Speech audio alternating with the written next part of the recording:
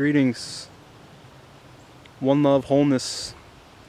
We're here at another, this is, I guess I call it a nature preserve, but it seems to me that this is a permaculture demonstration garden.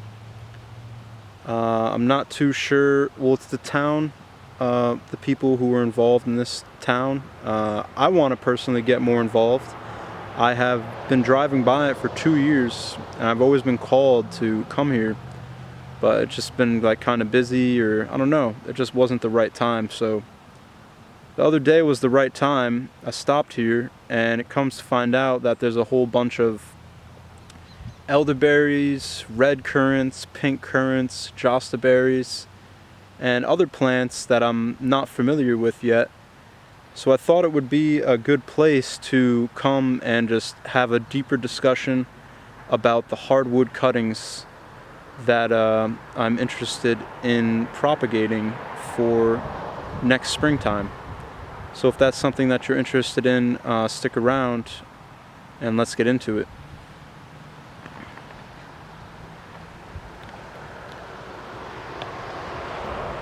So we have here, just in my own personal opinion, there's this, it's said that they've been established, like this is 10 years that they've been doing this, and it doesn't seem like they've done too much. Along that edge down there, there's some shagbark hickories tucked in, and pretty much what I'm about to show you is the same, what do I say, it's the same reoccurring system.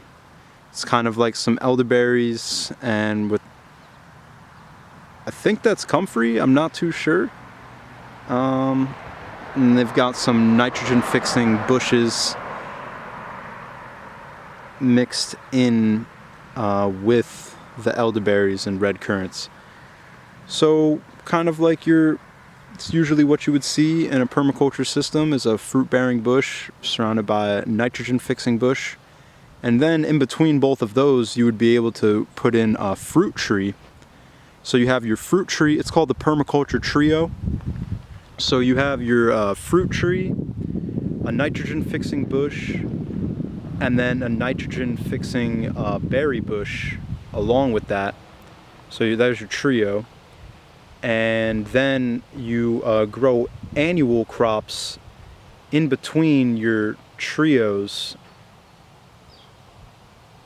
You start off with a trio of trios. So you got your fruit tree, 2 nitrogen fixing bushes, 1 that bears fruit, and then in between all of those you grow your annual crops while the permaculture system is establishing. And then you can just continue to propagate and add in new varieties, so on and so forth. Just had to break all that down. But yeah, so here it says they got some red currant,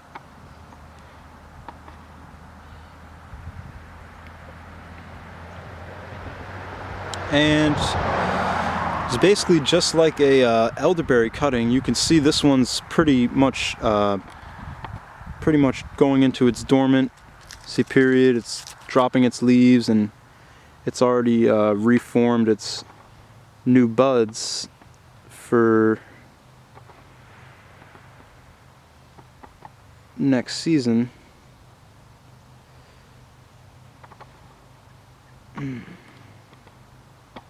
Yeah, there's the new buds.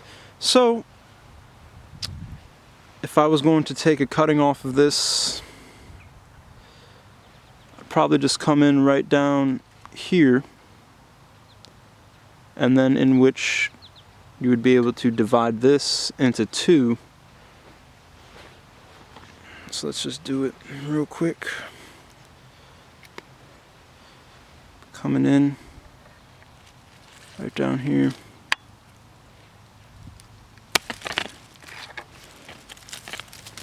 So I went right above where there's a new spot for bud. And now I have my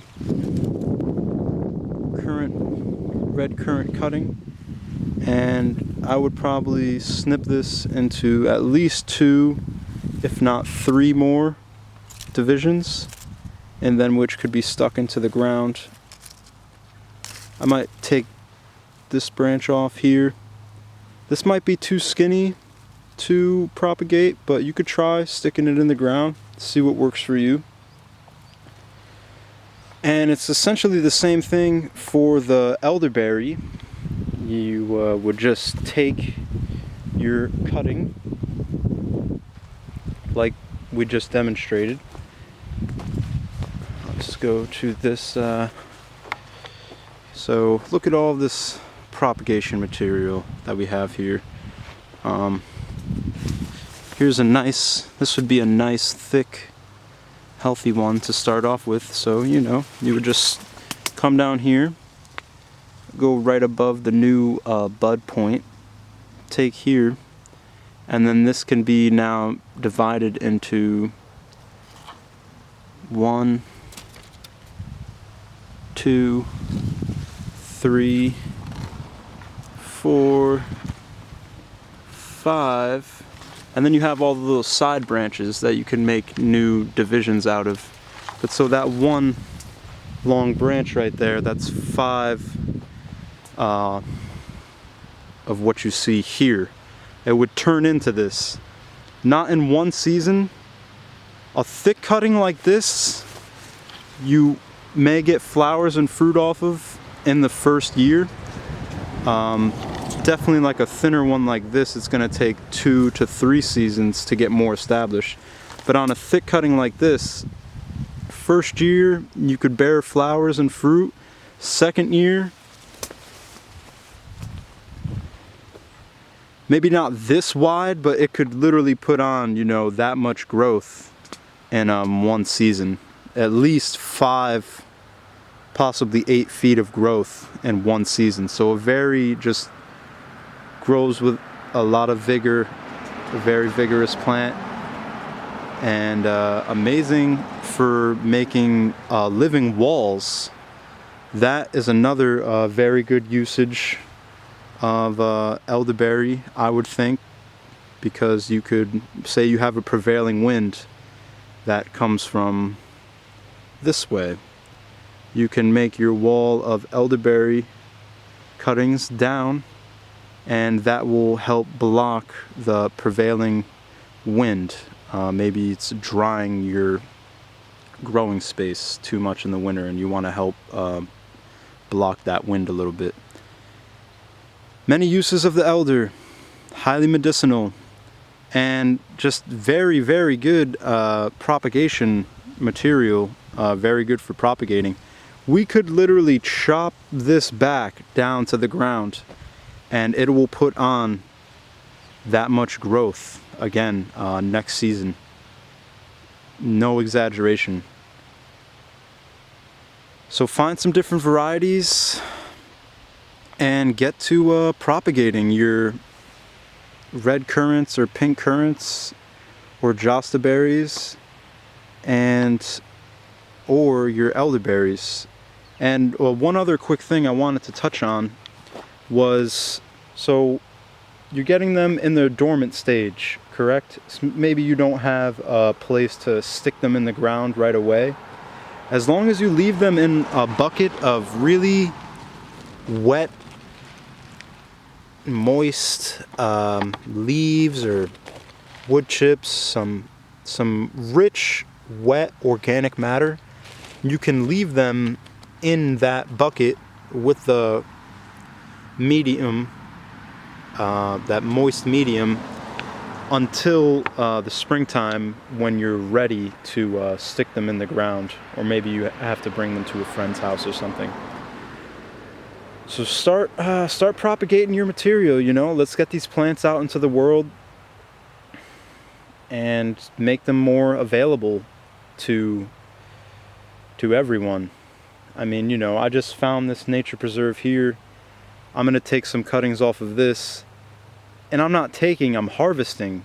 So in return, I'm actually helping the plant, because if I didn't harvest these cuttings, then it wouldn't be able to put out that new fresh growth next season and then it would, you know, the plant would start to age and become more, well, obviously it's aging every year, but it would just become more woody per se, and you wouldn't get as much as that fresh new growth that's really good for propagating material.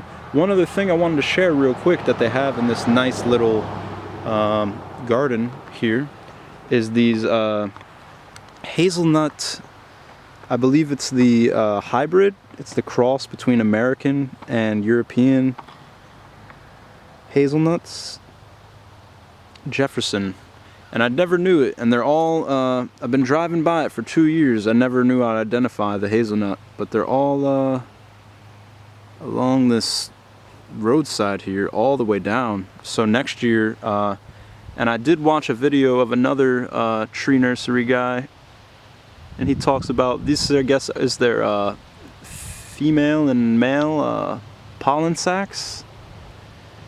So they're already set for next spring to pollinate, and then I can come collect a whole bunch of delicious nuts for eating and planting, and trying to grow out some of my own hazelnut trees.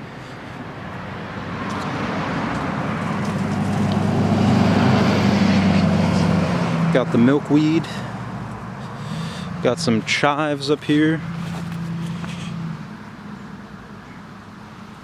I just found out this is called calico aster, and the goldenrod.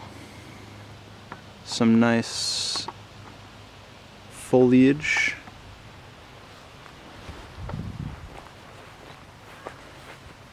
I believe this was the pink currant. Yep, pink currant.